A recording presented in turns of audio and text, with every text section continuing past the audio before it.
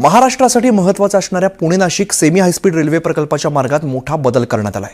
प्रस्तावित रेल्वे मार्गामुळे जुन्नर तालुक्यातील खोडद या ठिकाणी जीएमआरटी प्रकल्पाला बाधा येत असल्यामुळे हा मूळ रेल्वे मार्ग पूर्णपणे बदलून नवीन मार्गाला केंद्र सरकारने प्राथमिक मंजुरी दिली आहे।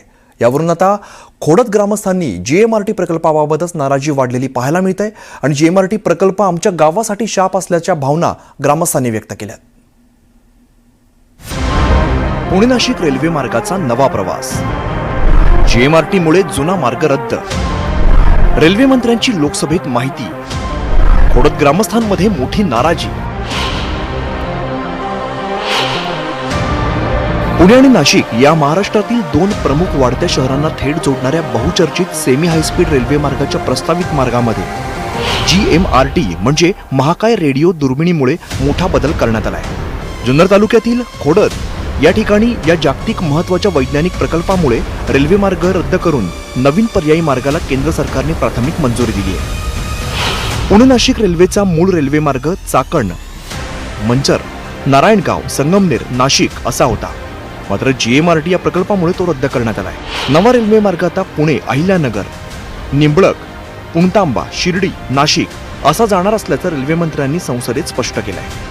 जब technical grounds pay department of science end technology और डिपार्टमेंट ऑफ एटॉमिक एनर्जी ने बहुत क्लियरली कहा कि अगर इस ऑब्जर्वेटरी के पास में से कोई भी रेलवे लाइन जाएगी तो ये जो इंटरनेशनल इम्पोर्टेंस का प्रोजेक्ट है उसमें डिस्टर्बेंस आएगा। माननीय अध्यक्ष जी, ये जो ऑल्टरनेटिव अलाइनमेंट है इसमें और जो पुराना अलाइनमेंट प्रपोज किया गया था, टाइम का डिफरेंस दोनों में बहुत कम आता है। शिरूर लोकसभा मतदारसंघाचे खासदार डॉक्टर अमोल कोल्हे यांनी बदललेल्या मार्गावरती तीव्र नाराजी व्यक्त केली आहे। हा उत्तर पुणे जिल्ह्यावरती अन्याय असल्याचं त्यांनी म्हटलंय कि विश्व में 15 ऐसे देश है कि 15 देशों में रेडियो टेलीस्कोप और रेलवे कोएग्जिस्ट करती है। और अगर ये देश देखें तो जर्मनी है, ऑस्ट्रेलिया है, जापान है, स्पेन है, फ्रांस है, पोलैंड है, फिनलैंड है, कनाडा है, न्यूजीलैंड है। तो मैं मंत्री जी से ये पूछना चाहूंगा कि अगर 15 देशों में ये बात होती है तो हमारे देश के यशस्वी प्रधानमंत्री आदरणीय नरेंद्र जी की, मोदी जी के नेतृत्व में ये बात भारत क्यों नहीं कर सकता। रेल्वे मार्गातील बदलाचं मूळ कारण असलेल्या जुन्नर तालुक्यातील खोडद या गावातील ग्रामस्थांमध्ये सुद्धा जीएमआरटी प्रकल्पाविरोधात संतापाचा उद्रेक झालाय। जागतिक पातळीवर महत्त्वाचा असलेला हा रेडिओ दुर्बीण प्रकल्प संवेदनशील क्षेत्र असल्याने या परिसरात मोठ्या बांधकामावरती तसंच विद्युत आणि ध्वनी प्रदूषणावरती कठोर निर्बंध आहेत।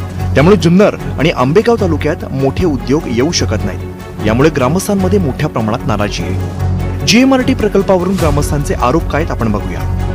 जीएमआरटी प्रकल्पासाठी शेकडो एकर जमिनी घेतल्या, मात्र अत्यंत कमी मोबदला मिळाला। या प्रकल्पात स्थानिकांना, प्रकल्पग्रस्तांना नोकऱ्या मिळत नाहीयेत। जीएमआरटी आमच्या विकासाच्या मुळावरती उठलाय आणि या प्रकल्पामुळे अनेक निर्बंध सुद्धा आले आहेत। रेल्वे मार्ग इथून गेला असता तर व्यापार वाढला असता, रोजगार मिळाला असता।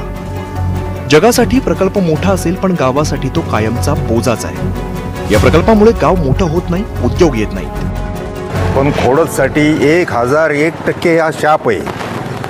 आणि हा जो अहिल्यानगर मार्गे जो आता नवीन रेल्वे मार्ग जातोय त्याचा आम्ही संपूर्ण खोडद ग्रामस्थ आणि पंचक्रोशीतील सगळे लोक त्याचा जाहीर निषेध करतो। तो ह्या जीएमआरटी प्रकल्पाने आमच्या खोडदगावावर प्रचंड अन्याय केलेला आहे। 500 एकर जमीन आमची घेतली एकदम जुजबी किमतीमध्ये। कुठल्याही तरुणांना नोकरी नाही किंवा गावाच्या प्रगतीमध्ये त्यांचा मोलाचा वाटा नाही।